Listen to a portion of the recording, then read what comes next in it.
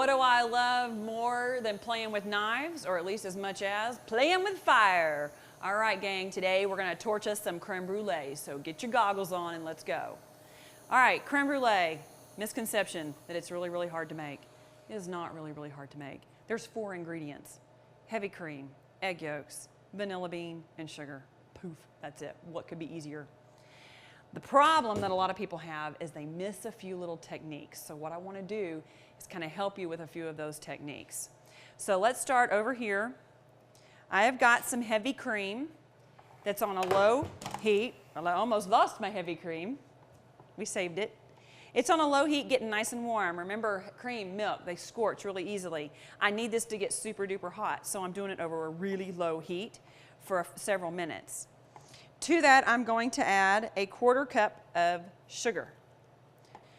Sugar is dissolving nicely. Look at this beautiful vanilla bean. It is amazing. Now, we got to get the stuff on the inside out. How do we do that? Super, super easy. I'm going to lay it down, and I'm going to use my paring knife and just the tip, and I'm going to slide down the length of my bean, splitting it open. Once you get part of it open, you don't have to try to open the whole thing, because watch this little nifty trick. Using the back of your knife, not the sharp part, go to the spot where you got it open, and I'm just going to scrape down the length of that vanilla bean. It opens up for me beautifully, and look at that. Look at all that wonderful vanilla bean. Into the swimming pool of heavy cream you go, my little friend. All right, so I'm just stirring this around really well so I can get my vanilla bean to incorporate and dissolve into my cream. So we're gonna let those two hang out together. The other side of our relationship here to this creme brulee is our egg yolks. I have 10 egg yolks here, and I'm going to whisk them together. All right, the deal with mixing sugar and egg yolks together is they don't go together easily, so you've gotta slowly introduce them to each other. Otherwise, you scramble your eggs. You don't want to do that. So we're going to add our sugar slowly while we whisk. And we're going to whisk this pretty vigorously till we can see that the sugar has gotten incorporated and it's not lumpy, it's not grainy, it's a nice pretty yellow color. This is nicely whisked together. Now, if I turn around and I dump this into this, I'm going to scramble my eggs for sure. So I think of it like a marriage. They got to court each other a little bit. So we're going to slowly have a little courtship where I'm going to add in a little bit of my hot cream while I gently stir my egg yolks. Make sure you don't use a whisk. You get a lot of bubbles when you do it that way. We are bringing 2 opposite temperatures up together and doing it nice and slow. So now we're ready for the rest of it. They've gone through their courtship, now they're doing premarital counseling. We are together now. Now here's one more little technique that'll help you make the perfect creme brulee. You gotta strain it. So I have a nice little strainer right here.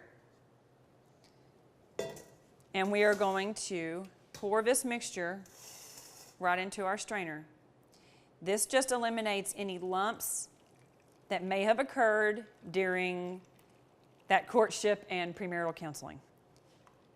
Just lose any of those lumps. We don't need them. All right, so I have 2 different kinds of ramekins here. I have a traditional ramekin with the tall sides, and then I have one that's short and oblong and a little bit wider. Either one works just as well. I'm feeling a little dangerous, so I thought I'd use both. All right, so we are going to ladle our custard directly into the ramekins.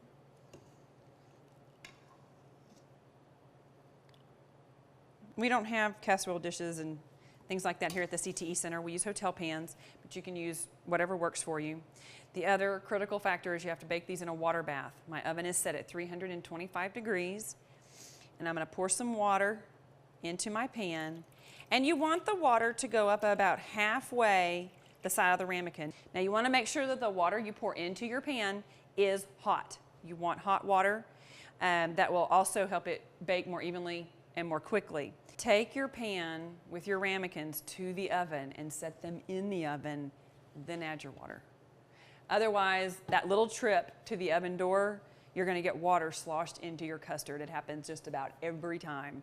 So make your life easier and just take the ramekins, with the pan to the oven, and then add your water after you're there. All right, so our creme brulees have baked in the water bath for about an hour. We've refrigerated them for 4 to 6 hours, let them set up. You can see, and they're nice and shiny. All right, over the top she goes. There's something about that sweet, custardy, vanilla flavor, and then you got this burnt sugar thing going on top. I don't know what it is, but it rocks my world. Now, do be careful when handling your ramekins after setting them on fire, as you have just, because the edges will still be quite warm. And if you make creme brulee at home, creme brulee will hold in your refrigerator for up to 3 days. I wouldn't torch it. I wouldn't put the sugar on. I would just hold it minus that, and you can have it for up to 3 days, so it's great for the holidays.